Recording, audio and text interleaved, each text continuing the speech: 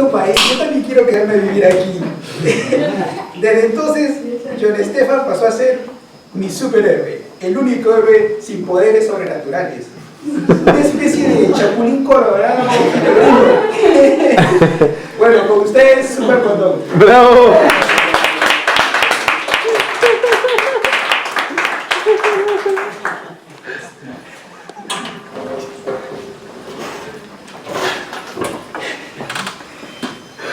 Tu pars une semaine de vacances et tu envoies tous les jours des cartes postales. Tu pars un mois et au retour, tu invites tous les copains pour une projection de diapositives. Tu pars 6 mois et tu écris un livre. Tu pars 6 ans, ya no sabes qué decir, ya no sabes qué contar. Mettre des mots sur le quotidien, ce n'est pas toujours simple. Dernièrement, j'ai retrouvé un fichier au fin fond de mon disque dur que j'avais complètement oublié, et sur ce fichier, j'ai retrouvé des bouts de texte, la plupart non aboutis, des petites histoires, des petites anecdotes, des petits clins d'œil que j'ai écrits quand j'étais au Pérou. En les écrivant, je me souviens comme si c'était hier, je n'avais aucune prétention d'en faire une analyse sociologique ou anthropologique. Ces histoires, en fin de compte, elles se veulent comme des regards. Le regard d'un gringo sur le Pérou et sur soi-même. Unas miradas de un gringo sobre el Pérou y sobre sí mismo. Presque en même temps, j'ai remis la main en fait sur des partitions que j'avais recueillies durant mon passage éclair dans une fanfare péruvienne, la Super Selecta et Puno. De là m'est venue l'idée de mettre en parallèle des mots et des notes. Ojalá pase un momento agradable.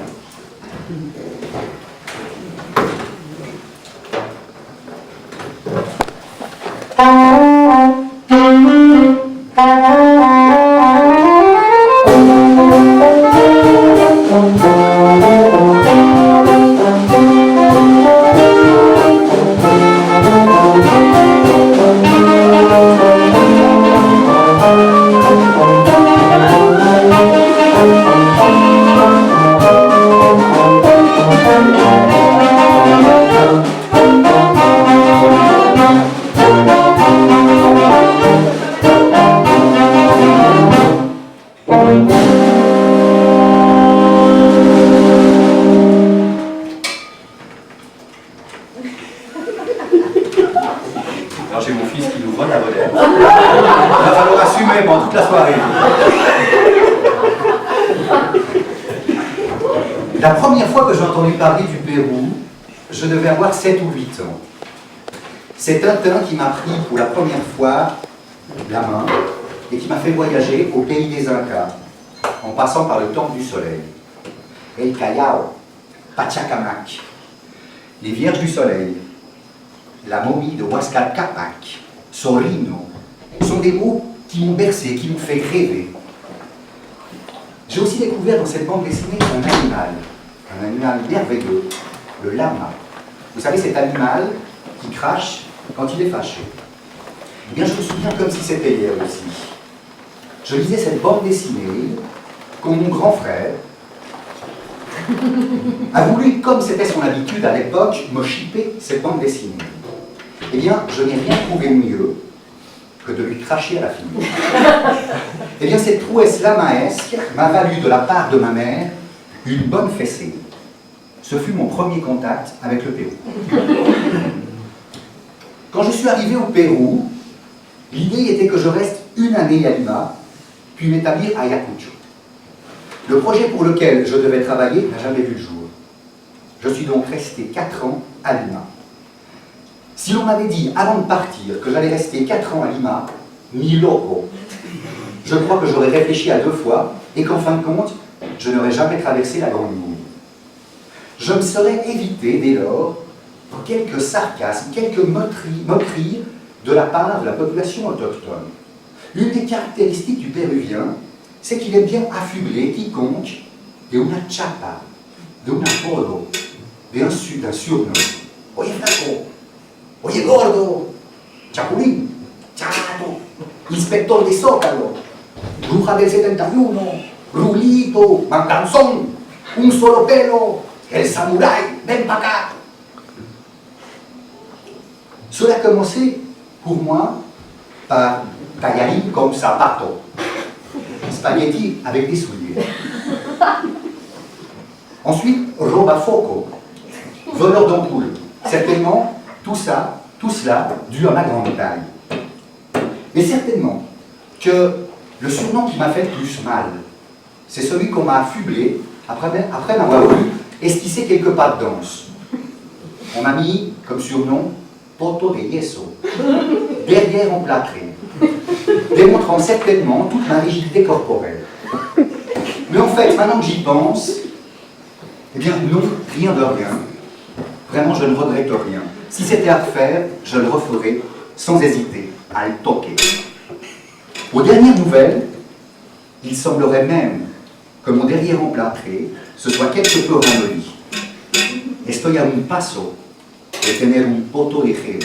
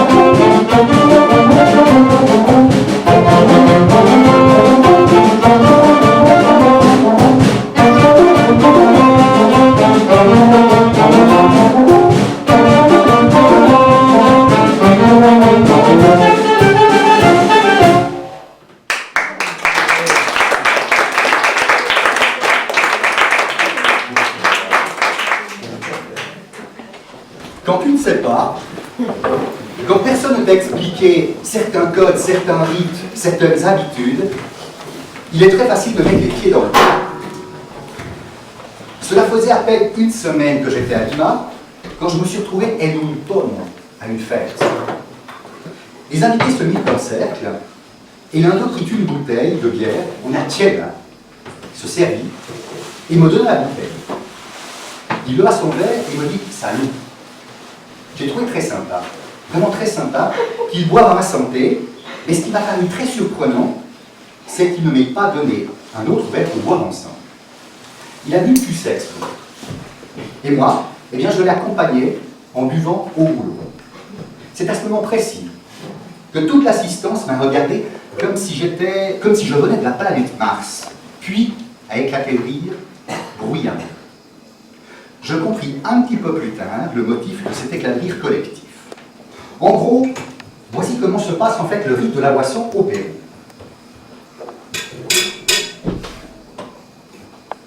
Alors, dans un premier temps, tu débouches la bouteille.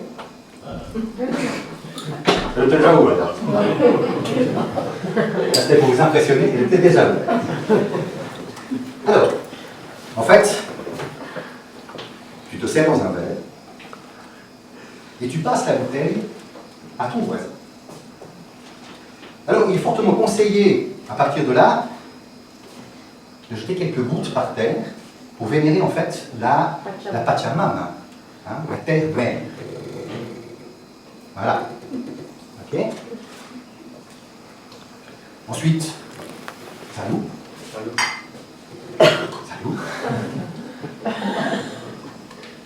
Et à partir de là, il est fortement conseillé en fait de jeter la mousse dans la petite soucoupe ici présente, parce que sinon, si tout le monde le jette par terre, eh bien, fin de soirée, ce sera une véritable piscine. Et à ce moment-là, vous passez le verre à votre voisin, celui-ci se verse un peu de bière dans le verre, il passe la bouteille au voisin. Et ainsi de suite. Mais effectivement, il faut le savoir. Alors n'ayez crainte parce que le verre va vous revenir très rapidement. Ok? Et on fait ainsi de suite pendant toute la soirée, pendant toute la nuit, o hasta que se acabe la chela, o hasta que te tumbes al suelo.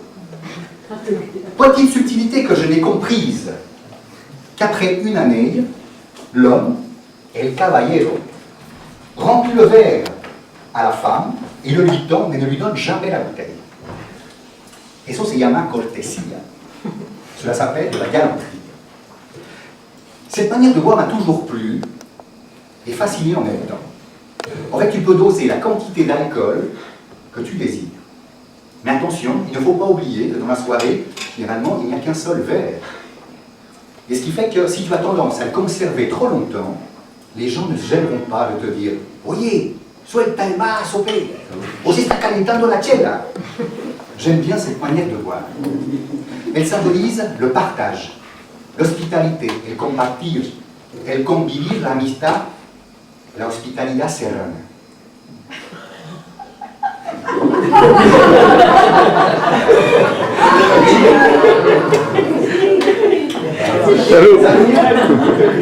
Salut. Voilà. Dans un autre contexte, des copains péruviens m'ont raconté un soir qu'au Pérou, les gens disaient tombo pour parler des policiers. Un autre jour, je suis allé au centre de Lima pour aller visiter le centre et je me suis approché d'un policier pour lui demander mon chemin et je lui ai dit « Señor Tombo, una consultita.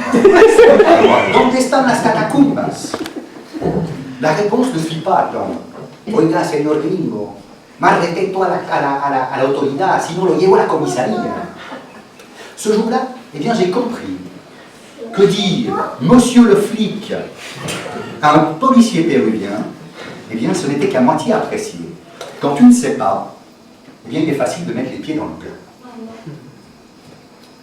Où est-ce que mon fils met les pieds?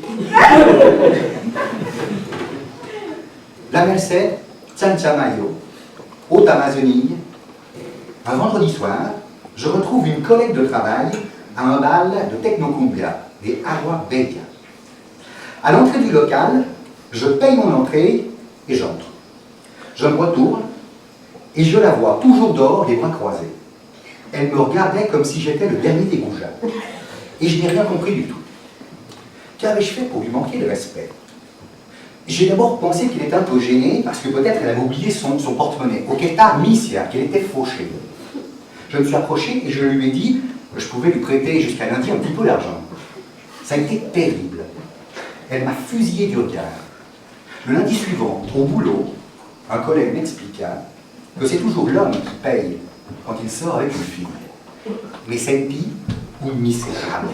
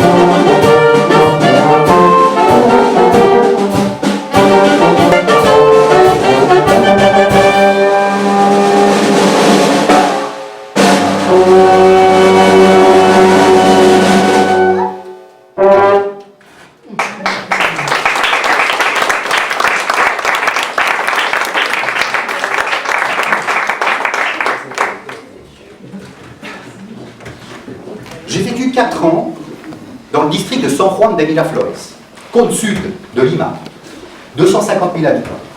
Zona B, pasando el puente a Tocongo, cerca de Ciudad de Dios. Cine Souci Baja. Le Cine Souci était ma référence pour el micro, pour la combi, pour le taxi. L'avenida Los Héroes, l'avenida Pachacútec, el tren électrico, el Hospital María Auxiliadora, Villa El Salvador, la Chanchería, tous ces lieux ont fait partie de mon quotidien. Parfois, les chauffeurs de taxi ne voulaient pas m'emmener jusqu'à San Juan parce qu'ils considéraient que San Juan était trop loin, mais surtout trop dangereux. De ceux qui acceptaient de me prendre, certains n'arrivaient pas à croire qu'un gringo comme moi puisse habiter dans un quartier aussi populaire. Même qu'un jour, un chauffeur m'a dit en rigolant que ce serait plus simple que je dise en fait la vérité, le motif pour lequel j'allais à San Juan. Quel motif? En fait, me dit-il, je voulais certainement aller au cinéma Souci.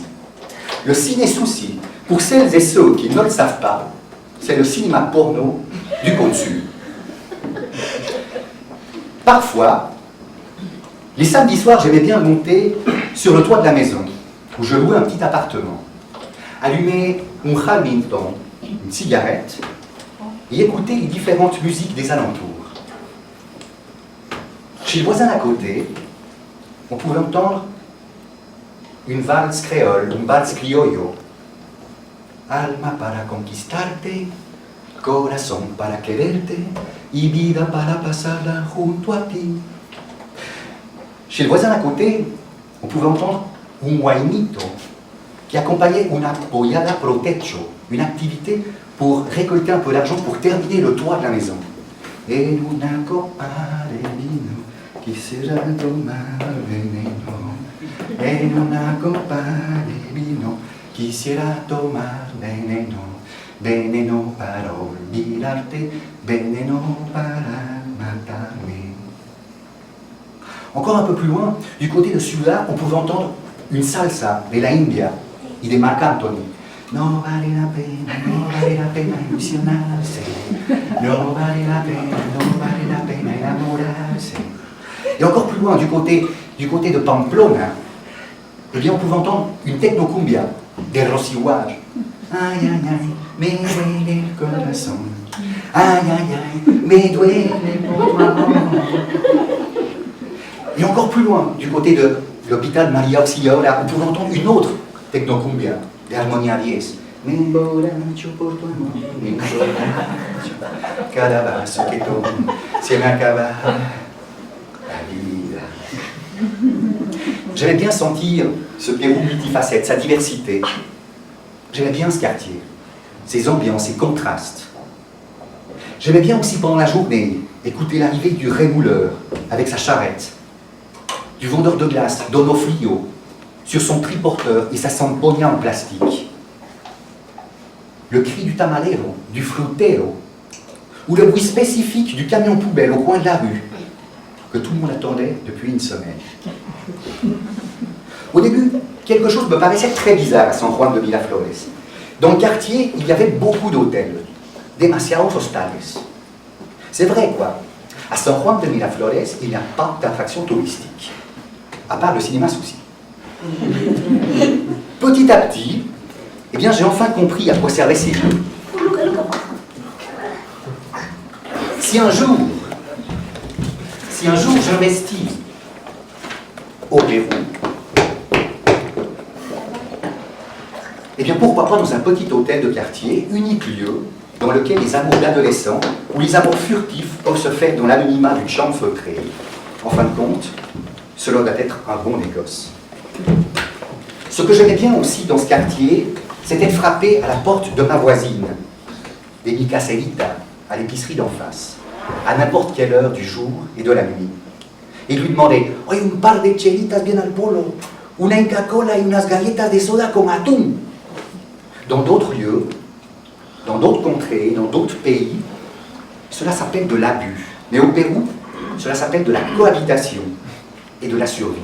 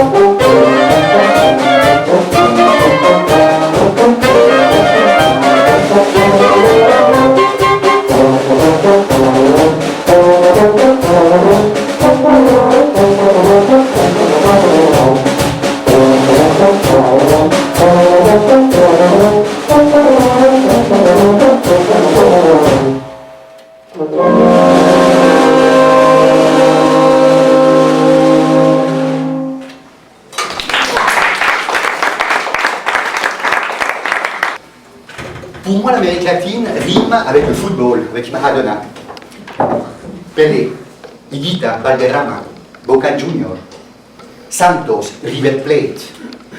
Mon père ne connaissait pas grand-chose du Pérou, mais il connaissait parfaitement bien Cubillas, parce qu'il avait joué dans les années 70 en Suisse, à Bar.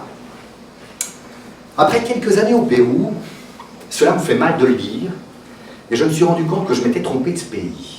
Ce n'était pas au Pérou que j'allais vivre des sensations, des émotions footballistiques. J'ai vécu en chair et en os la non-classification du Pérou pour le Mondial 98 en France. Le Pérou fut éliminé par son rival de toujours, le Chili. Le lendemain de la défaite, eh bien, le pays s'est réveillé dans une morosité effrayante. Pire qu'après le Fuji-choc, les fameuses décisions que Fujimori avait prises en août 1990 pour stabiliser l'économie peu de temps après son investiture. Jugamos como nunca y perdimos como siempre. Nous avons joué comme jamais et nous avons perdu comme toujours. C'est en substance les titres des journaux du jour suivant. Dès mon arrivée au Pérou, eh bien, les gens me demandaient souvent pour quelle équipe j'étais hincha, supporter. Il faut savoir que le Pérou est divisé en deux parties, est vraiment coupé en deux. Où que tu ailles, eh bien, les gens s'identifient à deux équipes de Lima, l'une ou l'autre. La première, il y a d'un côté Alianza de Lima, le club des classes populaires, et de l'autre, la U, Universitario de Deporte, club des classes moyennes et élevées. Comme la pression était relativement forte de part et d'autre, eh bien, j'ai choisi le Sporting Cristal, une troisième équipe, un peu pour la Chela, parce que comme vous le voyez, le principal sponsor de Cristal, eh bien, c'est Cristal, la bière. Mais c'était surtout, en fait, pour contredire mes amis de Alianza et encore ceux de la U. Yo soy pavo a mucha honra. Los peruanos, ¿dónde están? Les après-midi, les samedis après-midi, pardon, j'allais de temps en temps jouer avec mes collègues de boulot au Fulbito, 6 contre 6, sur des terrains de basket. Rapidement, mes collègues me dirent comme surnom « suéltala », para no decir « oye, suelta la pelota, huevón ». Lâche la balle, couillon. Un jour, nous avions parié une caisse de bière contre une autre équipe. 5 minutes avant le terme de la partie, nous perdions 4-3. J'ai senti tout à coup que mes collègues étaient très agressifs. Ils me donnaient l'impression de jouer la finale de la Coupe du Monde. Très naïf, je leur criais « Oye, cálmense, y jueguen tranquilo, pe ». Dans ma tête, je me disais « No es la muerte, c'est seulement une caisse de bière. De toute façon, on boira tous ensemble en fin de partie. » Nous perdîmes, nous payâmes la caisse de bière, mais le petit détail que personne ne m'avait soufflé, c'est que les perdants ne boivent jamais avec les gagnants. Pucha, si j'avais su cela, au début du match, j'aurais laissé traîner la patte. Picondio, para nada. En fin de compte, le point commun entre le Pérou et la Suisse, c'est que nous sommes des frustrés du football. Néanmoins, il y a malgré tout une très grande différence culturelle importante entre ces deux pays, qui pourrait en fait se mesurer par les commentaires télévisés. En Suisse, le goal se commente comme ceci. Chapuisa passe là-bas à la frague, frague tire et goal. Au Pérou, ce serait bien plutôt comme Ay, que quema. Ñol, ñol, ñol, ñol, ñol, pasa la pelota al Chorri, Chorri, Chorri, pasa la pelota al Pizarro, Pizarro de una characa y golazo. Perú, Perú, Perú, gol, Pizarro, Perú grande.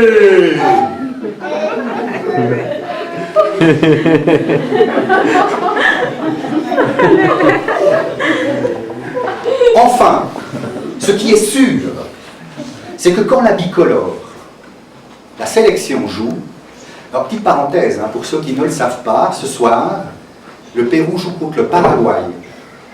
C'est le début des éliminatoires pour la Coupe du Monde 2010 pour l'Afrique du Sud. Ce soir, contre le Paraguay. Et mercredi, compatible. Y les ganamos. Je ferme la parenthèse. Donc, vraiment, con la bicolor, con la selección joue, me siento más peruano que el ceviche, la papa y el choclo reunido. Y me da ganas de gritar, la mano sobre el corazón. Perú campeón, es el grito que repite la afición. Perú campeón, dice cada palpitar mi corazón.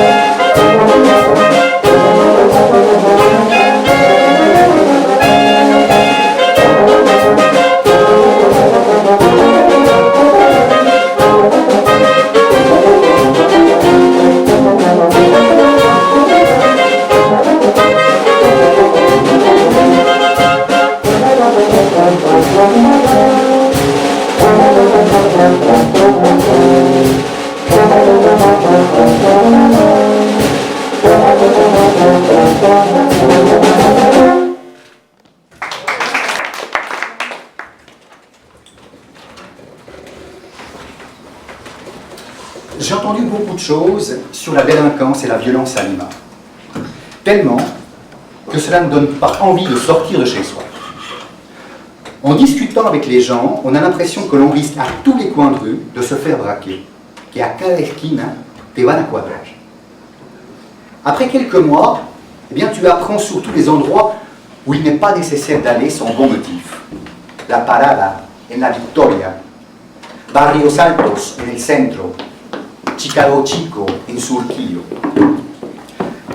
Dans un pays où 50% de la population vit dans des conditions d'extrême pauvreté, il n'est pas étonnant que la délinquance soit particulièrement présente et que les gens aient tendance à se barricader chez soi. Néanmoins, je me suis toujours demandé si toutes ces histoires sordides que l'on pouvait lire dans la presse chicha, la presse de boulevard, si toutes ces histoires-là n'étaient pas passablement exagérées pour vendre davantage leurs feuilles de chou. Peut-être ai-je vécu de manière irresponsable ou inconsciente, mais en fin de compte, à Lima, au Pérou, il ne m'est jamais rien arrivé. Si je dois faire une association d'idées avec Lima, ce n'est pas l'insécurité qui me vient à l'esprit, mais bien plutôt des anticuchos et des picarones, des brochettes de cœur et des beignets à base de farine de potiron et baignés dans du sirop de canne à sucre. ce qui m'a le plus pesé à Lima, ce n'est pas le stress de la grande ville, le trafic, la pollution ou l'insécurité qu'on a donc tendance à dépeindre comme le problème numéro 1 à Lima, mais bien plutôt la nébline. Ce brouillard poisseux et humide, ce stratus recouvrant Lima pendant presque 6 mois et qui donne l'impression aux Liméniens qu'il fait super froid avec un hiver à 16 degrés. La seule fois où j'ai pensé que j'étais sur le point de me faire braquer, ce fut à Villa El Salvador, au sud de Lima, sur la Ruta B. Je sortais d'un collège pour aller à un autre. Je devais coordonner certaines activités dans les écoles du district. J'avais un peu de temps, j'ai décidé de marcher un peu, je n'ai pas pris de moto-taxi. J'ai traversé un groupe d'habitation et quand j'ai senti 2 adolescents me suivre de très près, tout à coup, au coin de la rue, 2 autres apparurent et me bloquèrent le passage. C'est à ce moment-là que j'ai entendu l'un dire à l'autre « Oye, es un padrecito ». Pas très rassuré, j'ai continué tout droit en forçant un peu le passage et arrivé à leur hauteur, l'un des 2 jeunes me salua. « Buenas tardes, padre. » « Bonjour, monsieur le curé. » Je n'ai pas réfléchi 2 fois et je lui ai répondu du tac au tac « Que Dios te bendiga, hijo. » Que Dieu te bénisse, mon fils. Allait-il me braquer ou me suis-je fait des idées? En fait, je ne le saurai jamais. Mais ce qui est sûr, c'est que le jeune avait raison. Yo era padre, pero padre de familia.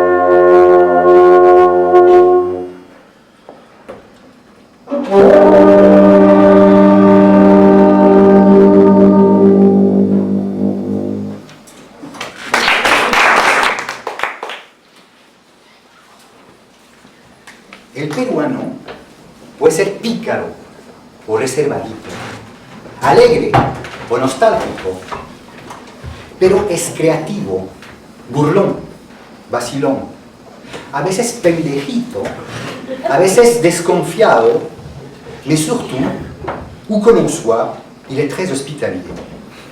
Les Péruviens sont des gens très souriants, sauf au moment de les prendre en photo. À ce moment-là, ils sont incapables de sourire, pardon. Petit clin d'œil, petit clin d'œil. Un touriste visite le Pérou généralement en 3 semaines. Temps insuffisant pour apprécier une particularité de ce pays. L'Inca Kola, el sabor national, boisson gazeuse qui de tout temps a fait de l'ombre au Coca-Cola. Le Péruvien a toujours préféré cette boisson hecho en Pérou et le Coca-Cola n'a jamais réussi véritablement à s'implanter dans le pays des Incas. La Coca-Cola Company n'a dès lors rien trouvé de mieux pour se défaire de son principal concurrent que de le racheter. Malgré cela, l'Inca Kola continue à être une véritable institution au Pérou. Cela prend du temps pour apprécier l'Inca Kola avec sa couleur jaune et son goût hyper sucré de Mabalabar. Personnellement, cela m'a pris 2 ans. Durant un certain temps, j'aimais à dire à qui voulait l'entendre de manière très irrespectueuse que l'Inca Kola était faite à base de pichi de gato diabético, d'urine de chat diabétique. Commentaire bien déplacé quand on se rappelle que chez nous, en Suisse, on a du Rivera de toutes les couleurs et dans la rubrique goût particulier, nous autres les petits Suisses, on fait pas mal avec le Cénovis. Enfin, cela m'a pris du temps. Mais aujourd'hui, manger un ceviche ou un lomo saltado sin mi gordita bien heladita, sans une Inca Kola bien fraîche, eh bien ce n'est plus la même chose. Je pourrais même faire un malheur pour un verre d'Inca Kola.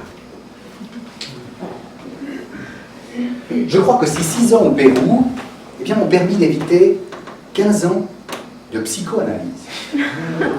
Avant le Pérou, j'avais tendance à angoisser rapidement quand les choses ne se passaient pas, ou ne prenaient pas, la tournure que j'espérais. Les 3 premières années ont été les plus difficiles. Mais ensuite, j'ai appris à relativiser tout ce qui pouvait m'arriver, et à me laisser aller, et surtout, à en rire. Pas toujours. J'ai découvert qu'au Pérou, il n'y avait pas de problème, il n'y avait que des solutions.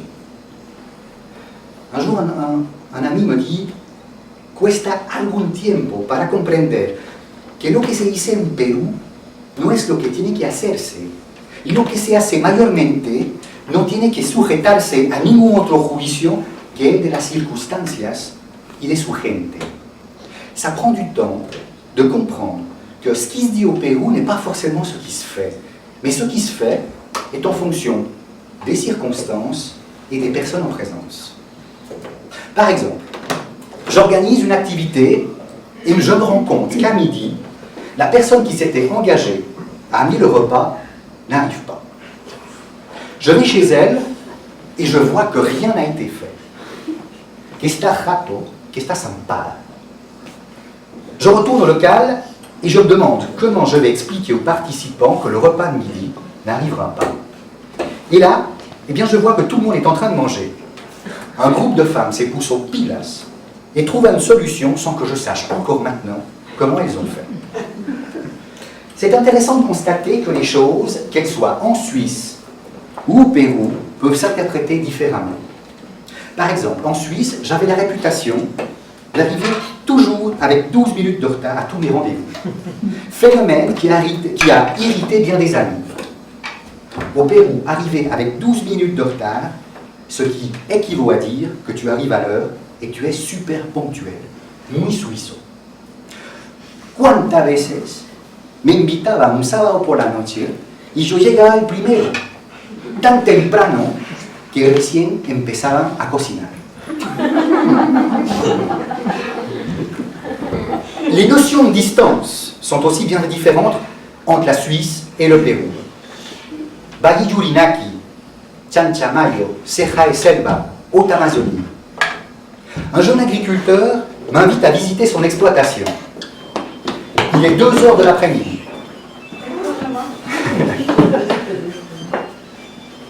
Un jeune agriculteur m'invite à visiter son exploitation. Il est 2 heures de l'après-midi. Oye, ¿dónde está tu finca? Où se trouve ton exploitation? Aquícito nomás, cerquita, a la vuelta, subiendo, bajando. 3 heures plus tard, nous marchions encore. Ahorita llegamos. Nous sommes arrivés à la tombée de la nuit.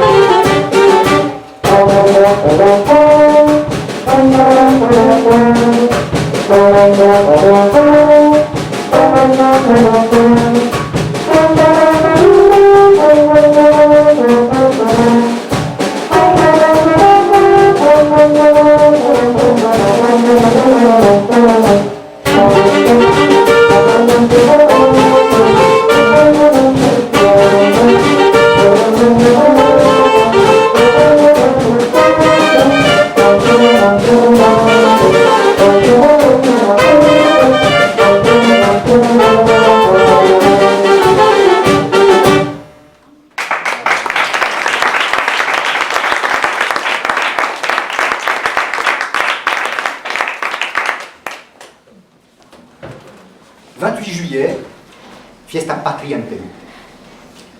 La première année, je n'en croyais pas mes yeux.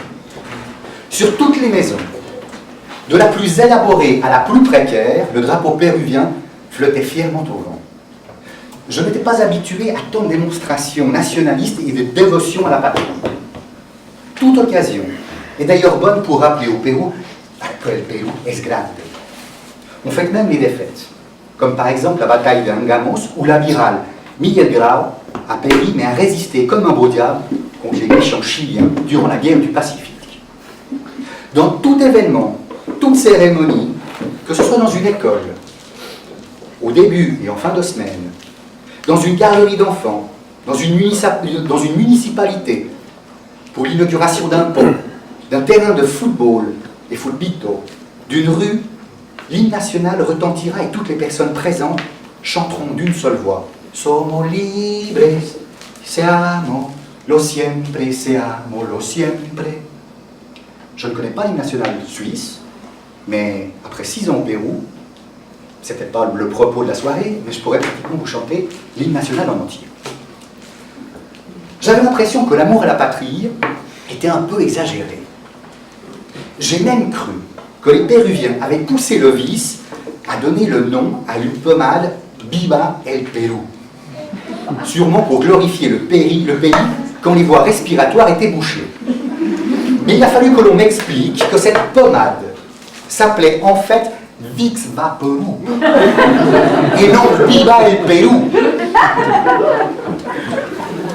Et pour tordre le cou à certaines idées préconçues, j'ai appris après quelques années, que les personnes qui ne hissaient pas le drapeau péruvien en haut de leur maison pendant la fête nationale, eh bien, risquaient une forte amende. Le danger, c'est de penser bien souvent qu'après quelques années dans un pays, tu penses avoir tout compris. Et pourtant, dans un pays comme le Pérou, avec sa diversité culturelle et géographique, tu découvres tous les jours quelque chose. En fait, tu n'as pas le temps de t'ennuyer. Un jour, nous marchions avec ma compagne et moi-même dans la rue, et tout à coup, elle me dit « Oye, pucha, ¿por qué caminas tan mal ?» Traduction, ça perd l'hypothèque. Pourquoi marches-tu si mal? Sa question m'a un peu surpris. Il me semble que je marchais normalement, peut-être avec une petite tendance de marcher comme un crabe, un peu vers la gauche. À part cela, je ne voyais pas du tout ce qu'elle voulait dire. Alors elle m'a expliqué. Au Pérou, et certainement dans toute l'Amérique latine, eh bien, l'homme doit toujours marcher à l'extérieur du trottoir, du côté de la route, pour protéger la femme d'éventuels voleurs potentiels. Et bien, depuis ce jour, je pratique cette technique. Je dois encore m'améliorer dans les changements de trottoir. Mais ce qui est sûr, c'est qu'une personne qui m'observerait ici, en Suisse, ne comprendrait pas très bien à quel jeu je joue. Et pourtant, c'est simple. Et pourtant, c'est simple. Je marche pour protéger a mi mamita, tal como un caballero debe hacer. Bref, le Pérou est un pays comme un autre, avec son histoire plus ou moins sanglante, ses peines, ses joies, ses mythes, ses us et coutumes, ses rêves, ses contradictions. Cependant, le Pérou pour moi est algo más. Pérou corazón. J'ai deux fils péruviens et mon épouse est péruvienne.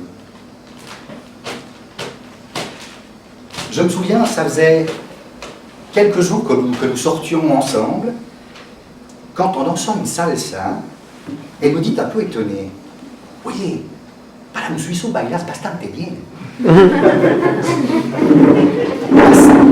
Bastante bien. Eh bien, ces deux mots, pour moi, ont été synonymes de coup de poignard. Car en fait, cela voulait dire que si j'avais été péruvien, eh bien, bon Dieu, comme tu danses mal. Que roche. Surtout que quand je l'ai connu, eh bien, j'avais l'impression que je m'étais un petit peu amélioré, question danse, et que mon poto de yeso, mon derrière emplâtré, était vraiment en train de se ramollir. Un jour, mamita, je te le promets, et vous êtes là, vous êtes tous mes témoins, eh bien, je t'inviterai à danser una marinera y te quedarás impresionada.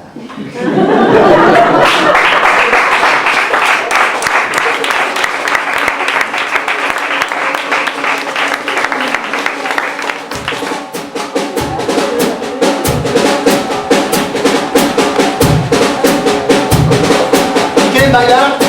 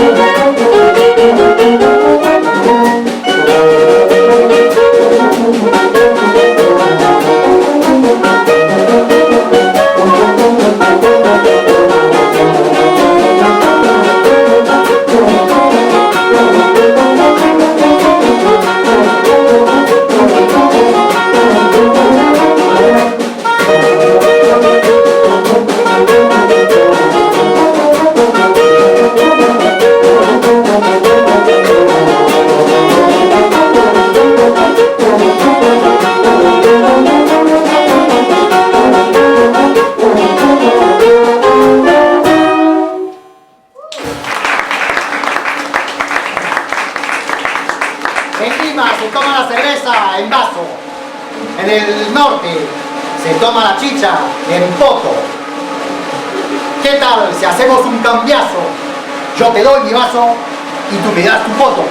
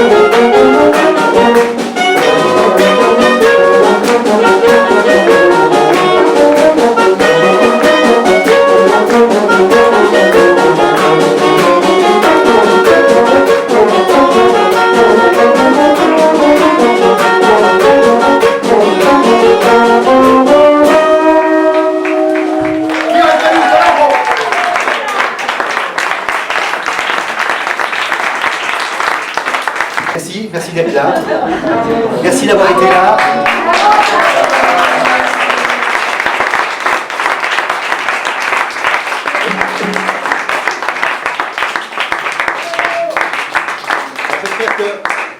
J'espère que vous avez aimé ce petit moment.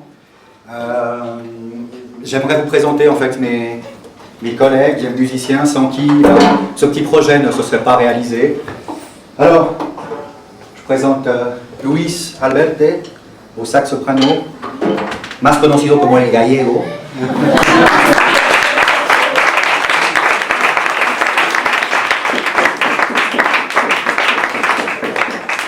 Au sax alto, Jacques Vincenti,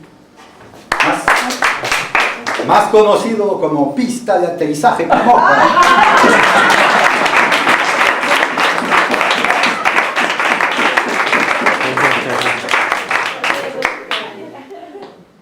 sax alto également, Philippe Clair. Pam. Pam, c'est son tonton. C'est son tonton. Más conocido como pista de aterrizaje para moscas número 2.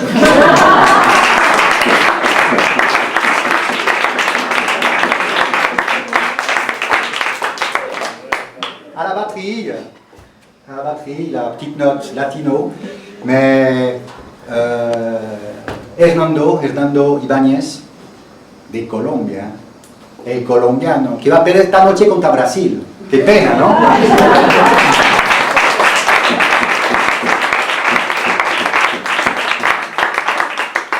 Y al euphonium, Leo Platner, más conocido como el manganzón.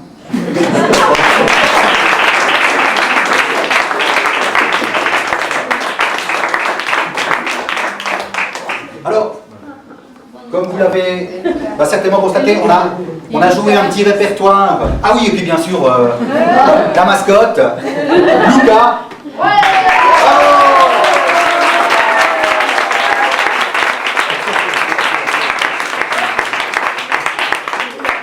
Alors, comme vous l'avez certainement reconnu, notre répertoire est essentiellement un répertoire du sud-andin, vers le lac Titicaca.